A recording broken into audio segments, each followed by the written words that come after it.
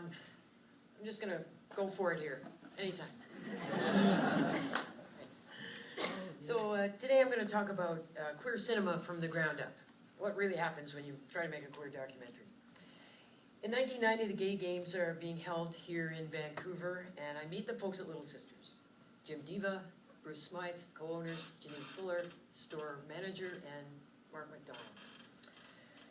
Along with running a bookstore, they're suing Canada Customs over seizures of gay and lesbian books at the border.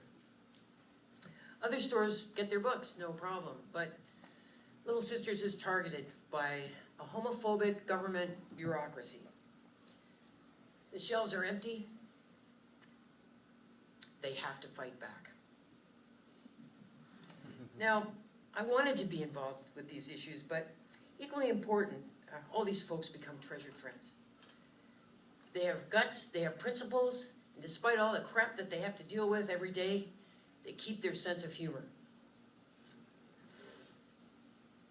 I find a community at the bookstore too. A place to hang out, swap stories, debate legal strategies, and plan the next fundraiser. And of course, some cruising in there too. A few years later, I actually moved into the apartment building where Janine and Mark live. So I start taking my camera to everything that has to do with the court case. And at this point, I don't think of myself as making a film, I'm just documenting. The issues affect me as a filmmaker, and somebody has to do it.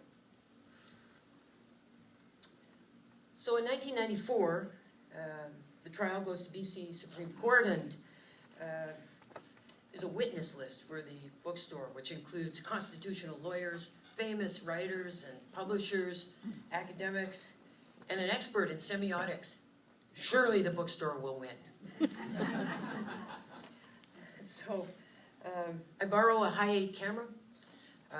I lure witnesses at the trial back to the bookstore to do interviews, and I ask them all the same 3 questions.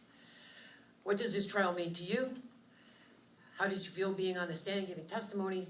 And what do you think is going to happen now?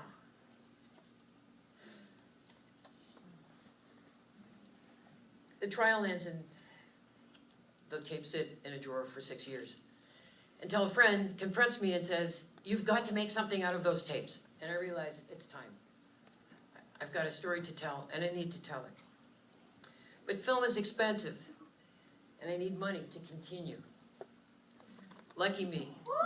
Carrie Green steps in as producer, finds the money, finds me a much better camera, and I was able to start turning the material I had into a feature-length film. Now, there are some problems I could have expected. Editing is a nightmare history of 90s video formats. I have shot footage in every single one of them, and now the high-8 doesn't look that good.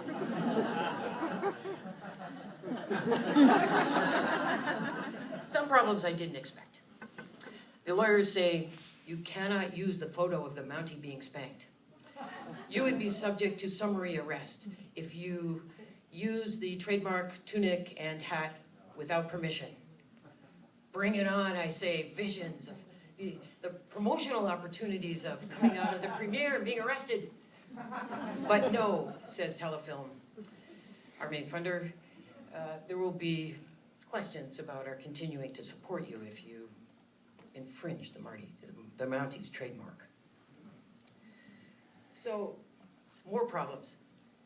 The Supreme Court of Canada, justices, won't let me use the video footage from the courtroom unless I use all 6 hours of it.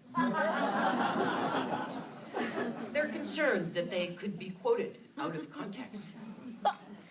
In the end, it costs thousands of dollars to remaster the film, and I'm completely unsuccessful in finding any lawyer in Canada who will sue the Supreme Court justices on my behalf. So finally, almost 8 years after I started shooting the film, it's going to have its world premiere at the Vancouver Queer Film Festival in 2002. But the day before, somebody from the BC Classifications Board comes in and says, you can't show the film. There's a permit that we've never heard of before. on that day, out on screen, defended my film. They defended our community and our right to speak about our histories. And they fought for a space for queer cinema. They never compromised, and they never backed down. The day of the screening, I did many interviews discussing the irony of censoring a film about censorship. And when people asked me if there was going to be a screening, I said, go. Just go to the theater. There's either going to be a screening or a riot. So here in Canada, we can claim some victories, but there's a long road ahead. Not only in the too many places where we are still hunted and hated for who we are, but within our own communities, not immune from our own silences and exclusions. Times change. The internet makes a geographic border irrelevant. And even the newly branded Canadian Border Services doesn't routinely rip apart the bookstore's book orders anymore. Little Sisters is still, as Janine says, more than a bookstore. The screening this night was incredible. My feet never touched the ground. And everyone who was there shared that sense of triumph and an enduring memory of how a little bookstore made a big difference. So here's the recipe. That deep bond, well, projects take a long time. You gotta love it every day. Seizing opportunities, scrounging, and improvising are essential documentary skills. Do the work, no matter what. And count on the support of your community. As flawed and contentious as it may be, it is our pride and strength in times of trouble. Thank you.